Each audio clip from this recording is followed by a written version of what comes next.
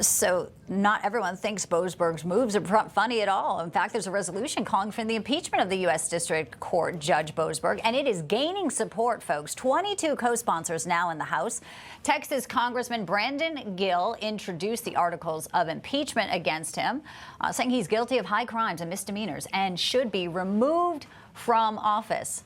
Congressman Gill joins us right now here on Newsline. He's also a member of not just House Judiciary, but DOJ's House Subcommittee and the House Budget Committee. Welcome in, sir. Good to see you.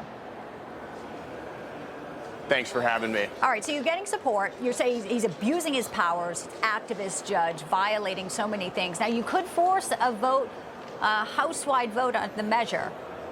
So far, you haven't gone that way. When will you decide if you do that? And to see him just gallivanting around New York there at the Spring Bar Association, how does that make you feel?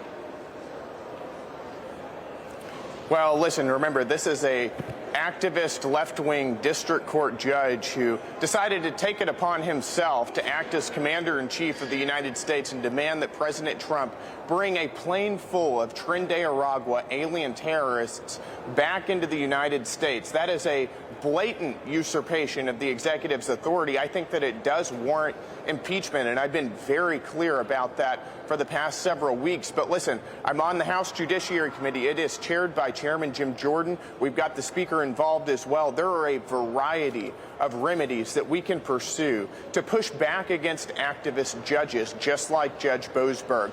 One bill that we voted out of committee a couple weeks ago was Congressman Issa's bill, which would stop district court judges from issuing nationwide injunctions. I think that that is a great start for us. I'm going to continue pushing impeachment, but I'd like to see that ideally run through the committee, and that's what we're hoping to see. But listen, there are a variety of things that we can do here, and we are. Congressman Jim Jordan, in fact, was here on Newsmax speaking to our Rob Schmidt last night. Let's play a little bit of their exchange on this very issue.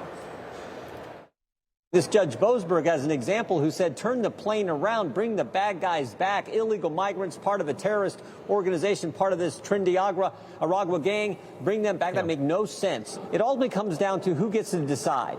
Is it the president who puts his name on a ballot and goes out and campaigns and gets 77 million people to vote for him? Or is it some district judge who can say, no, bring these guys back. We're going to decide. We're going to stop this. That's the key question about this hearing today. And Ms. Romero gave us, I guess, a real example of what happens when you have the kind of crazy policies that the Biden administration had. All right, so Senate Judiciary talking about this as well. But just your reaction to Boasberg today, making light of the fact that he's able to speak about other things and not going to talk about other things. And he also has the signal case, Congressman Gill, as well. What are the odds of that? Right. What are the odds that the same district court judge who's going after Trump in such an unconstitutional way with this illegal immigration case also gets the signal case? You can calculate that for yourself, but he can make light of this all he wants. But I'll tell you who's not making light of this are the Americans who are being murdered and raped and pillaged by the illegal aliens that he wants to keep into our country. This is no joke. This is a serious business. It's a serious matter of national security. It is repelling an alien enemy invasion that President Trump is doing and getting these evil people out of our country. And he is trying to stop a duly elected president who received 77 million votes, largely on this very issue, from executing on his mandate. It's unconstitutional, it's wrong, and it's not funny to the American people. No, it is not. Some people reacting to what happened yesterday in the House. 9 members of the GOP, Florida Congresswoman Anna Paulina Luna included, went against the GOP leadership's effort to block a vote on proxy voting. You know, kind of got a little bit convoluted in the weeds here, but basically Speaker Johnson says proxy voting is unconstitutional. So he sent all the lawmakers home to regroup. Was that an unfortunate move here? I mean, obviously, there's so many other important pressing messages and pieces of legislation here. What was your reaction to how that went down yesterday? Well, listen, I think that proxy voting is a bad idea. I've had that position from the beginning. Remember, this is a discharge petition that all the Democrats supported and only a small handful of Republicans supported. I like Anna Paulina Luna. I think that she's a conservative fighter, but I don't agree with her on this. Our constituents have to show up for work every day, and we should too. The American people are not interested in proxy voting. Most Americans don't know what it is, and they don't care.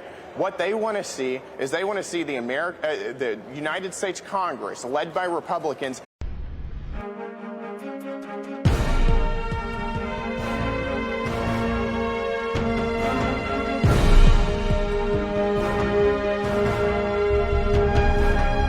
News.